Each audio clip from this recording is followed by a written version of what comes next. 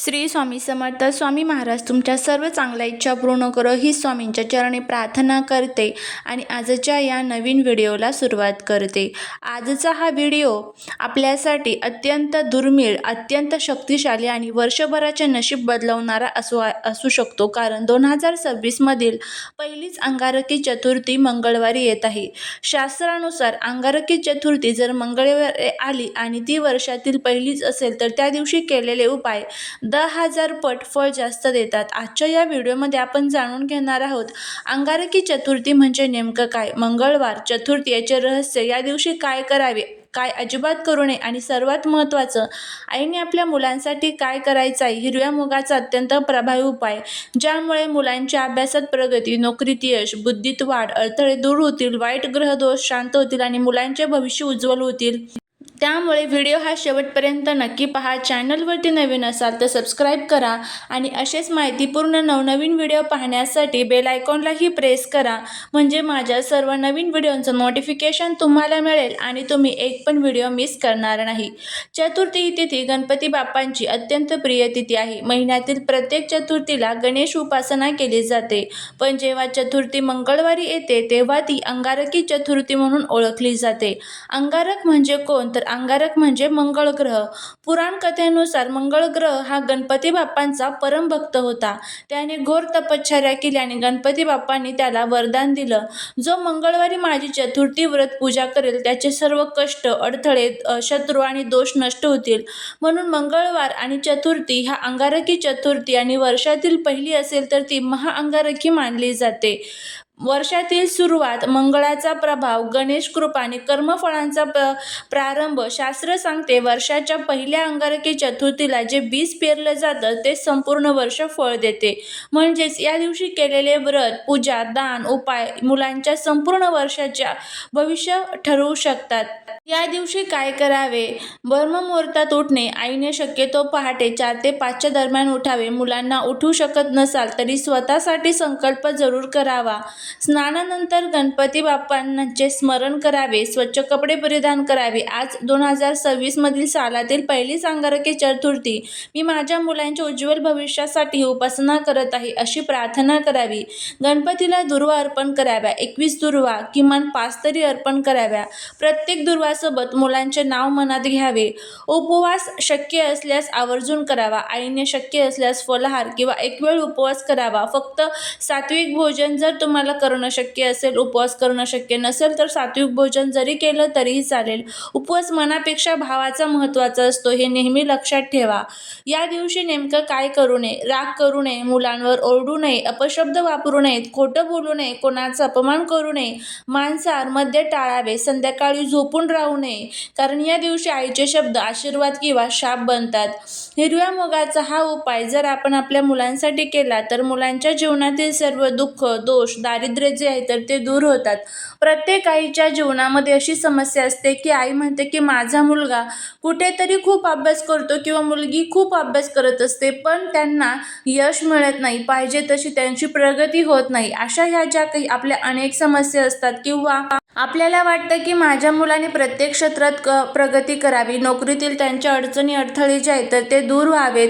काही वेळेस मुलांच्या संदर्भात आपल्याला अशा अडचणी येतात की मुलांचा हट्टीपणा, चिडचिडपणा जो आहे तर तो खूप वाढलेला आहे. मुलं कोणाचंच ऐकत नाही, मोठ्यांचं ऐकत नाही. त्याचबरोबर घरामध्ये आई वडील, मुलगा मुलगी असेल तर त्यांच्यामध्ये सतत भांडण, कटकट, वादविवाद जे आहे तर ते होत असतात. अशा ह्या ज्या काही आपल्या अनेक समस्या आहेत ना, तर त्या सर्व समस्या दूर करण्यासाठी आपल्याला हा उपाय जो आहे तर तो करायचा आहे. तर हा उपाय करण्यासाठी सकाळी सर्वात प्रथम लवकर उठून स्वच्छ आंघोळ करून आपल्याला गणपती बाप्पांना एका ताम्हणामध्ये घ्यायचं आहे.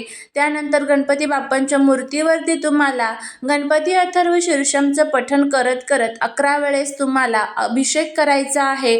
त्यानंतर हे जे तीर्थ आहे तर हे मुलांना तुम्ही पिण्यासाठी देऊ शकता किंवा तुम्ही स्वतः ग्रहण केलं तरीही चालेल. त्याचबरोबर आपल्याला गणपती बाप्पांना दुर्वा, फुलं, नैवेद्य वगैरे जे काही असेल ते अर्पण करायचं आहे.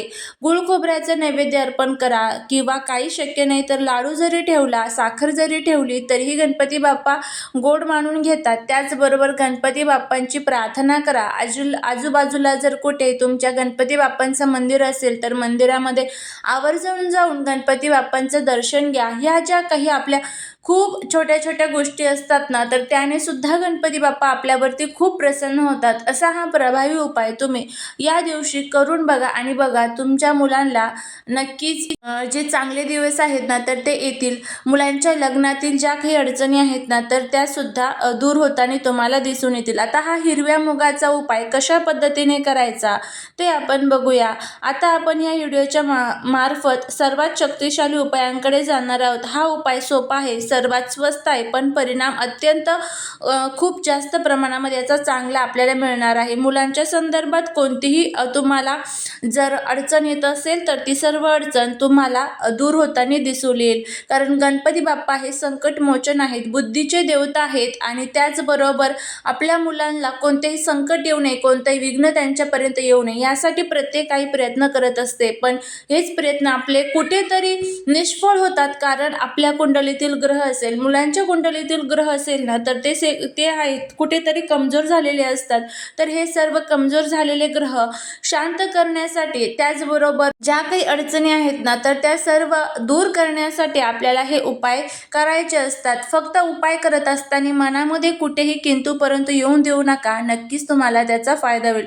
एक गोष्ट लक्षात ठेवा, उपाय हा श्रद्धेने आणि विश्वासाने केला तरच आपल्याला त्याचा फायदा जो आहे तर तो होत असतो. आता हा उपाय करण्यासाठी लागणारे साहित्य आपण बघूया. सर्वात प्रथम आपल्याला लागणार आहे हिरवे मूग 1 वाटी, पाणी, हिरवा कपडा किंवा रुमाल घेतला तरी चालेल. गणपती बाप्पांचा फोटो किंवा मूर्ती असेल घरामध्ये ते सुद्धा चालेल. गणपती बाप्पांचा फोटो किंवा मूर्ती प्रत्येक घरामध्ये असते आणि नसेल तर स्थापित आवर्जून करा. त्याशिवाय आपलं देवघर जे आहे तर ते अपूर्ण असतं, हे नेहमी लक्षात ठेवा. जर घरामध्ये सुतक पिरियड्स असेल तर हा उपाय करता येणार नाही. आईला शक्य नसेल तर वडिलांनी केला किंवा इतर कोणीही केला तरीही चालेल.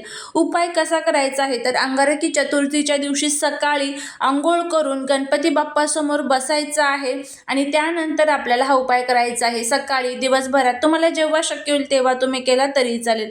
हिरवे मूग आपल्याला सर्वात प्रथम स्वच्छ करून घ्यायचे आहे. त्यानंतर आपल्याला मूग हातात धरून म्हणायचं आहे, हे गणपती बाप्पा, हा हिरवा मूग मी माझ्या मुलांच्या बुद्धी, अभ्यास, नोकरी आणि अभ्यासातील प्रगतीसाठी अर्पण करत आहे. आता हा मूग हिरव्या कपड्यात बांधा, जो आपण रुमाल वगैरे घेतलेला आहे हिरवा, तर त्या हिरव्या कपड्यामध्ये आपल्याला हे मूग जे आहे तर ते बांधायचे आहे. त्याची पोटली तयार करायची आहे आणि ही पोटली जी आहे तर ती आपल्याला आपल्या हातामध्ये ठेवायची आहे आणि ओम गम गणपते नमः या मंत्राचं 11 वेळेस पठण करायचं आहे.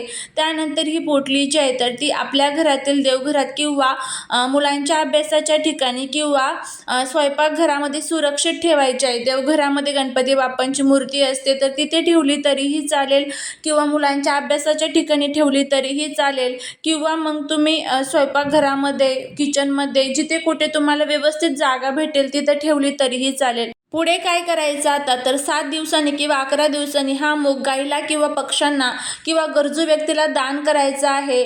या उपायाचे परिणाम काय होतात तर मुलांची एकाग्रता वाढते, अभ्यासात गोडी निर्माण होते, भीती कमी होते, आत्मविश्वास वाढतो, इंटरव्ह्यू परीक्षा यशस्वी होतात, नोकरीतील अडथळे दूर होतात, मंगळ दोष शांत होतो, गणपती कृपा प्राप्त होते.